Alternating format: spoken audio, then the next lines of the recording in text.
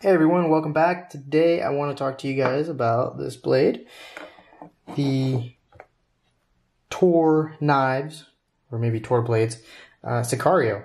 As you can see right here, this is a collaboration special edition that they did. There's their symbol. So I have wanted a Toor blade for quite a while. I am in San Diego. This is a local San Diego company. I love the design. I love the blade shape, right? I think it's really badass. Unfortunately, I wouldn't use this for anything more than maybe cutting rope, cutting tape. I wouldn't give this to my father, my nieces, my girlfriend. It's definitely not going to be used for its intended purpose. All right, so issue number one. I'm going to try to catch this right here with this light. So this is the spine right here. Now, there's a cut on this side, and there's an angled cut on this side. So I'm going to try to show you. If you pay real close attention, so that part that's lit up right above my finger, I'm going to try to get it to focus.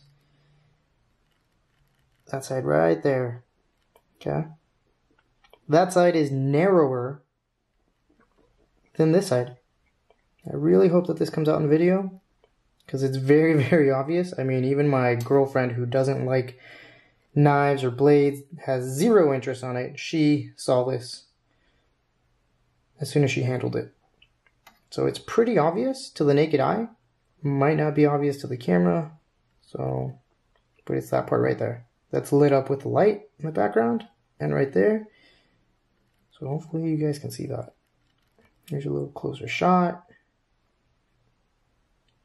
This side is narrower than this side. So, is that a big deal? Yes. Yes, it is a very big deal, because they are not there just for aesthetics. They are there to reinforce the tip of the blade. Now, speaking on the tip, if we look at it, let's see. Yeah, you can see it right there. It doesn't come to an even tip. If you notice on the left side, it sticks out a little bit more than on the right.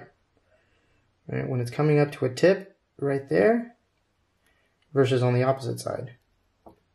It's not an even tip. So again, it makes me question how reliable the tip of this blade is. How much abuse it's going to be able to take. And seeing that this is a semi-custom, seeing that it's over, I want to say $300, I shouldn't have to worry about that. I mean, I don't worry about the tip on my ZT350 from Zero Tolerance. That cost $150. I don't worry about any of my Dynamis. I don't worry about it on any of my fixed ZTs. That cost a lot less. Probably half of what this costs. So those are the two main issues, I should say. Those are the two main issues that I have. The third, can you see it? If you can, it's right here. They didn't evenly grind the G10 scales down to the actual blade itself. And this little white stuff that you see right there, yeah, that's dead skin of me just doing this with my fingers. Like, it catches.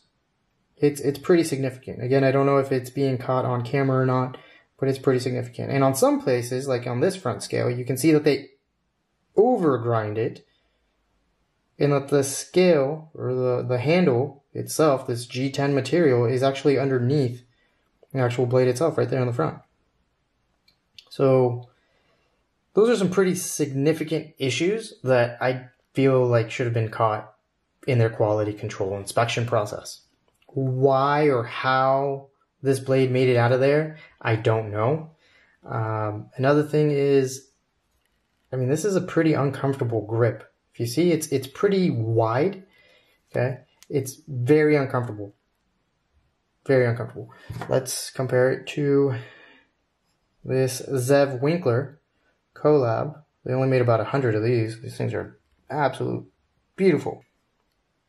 And if you notice, there's no hot spots. It's nice and rounded, right?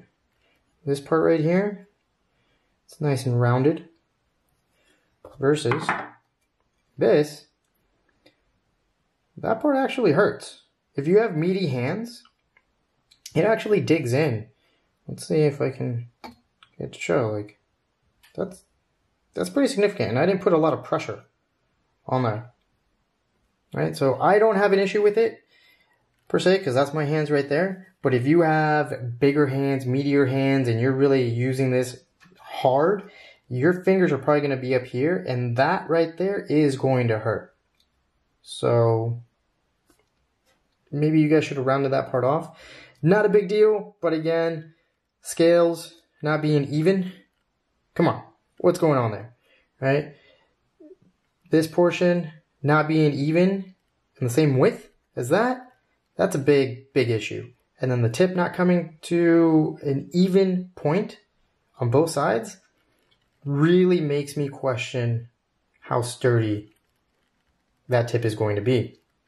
And if it got through your guys' quality inspection process with all those issues and you guys still shipped it out, it really does also make me question as to the heat treatment. How do I know that this was properly heat treated? How do I know that the first time that I go batoning a log, it's not going to snap in half? I shouldn't have to worry about that. I've batoned, I don't know, 20, 30 logs with my ZT350. That's a folder. It costs half what this is. This is a semi-custom. I shouldn't see these issues. I've reached out to Toor via email. Haven't gotten a response. About 2 months ago, I sent them a direct message via Instagram. Didn't get a response. I've tagged them twice at Toor Blades and then left my comment. And nothing. So, yeah, I could drive over to where they're at. I could drive over to their headquarters, but as a customer, I shouldn't have to. For what you pay for this, very, very disappointed.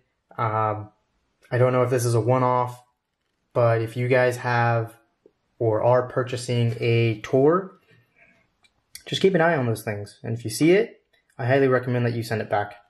Pretty disappointed with them. Again, not sure if this was a one-off.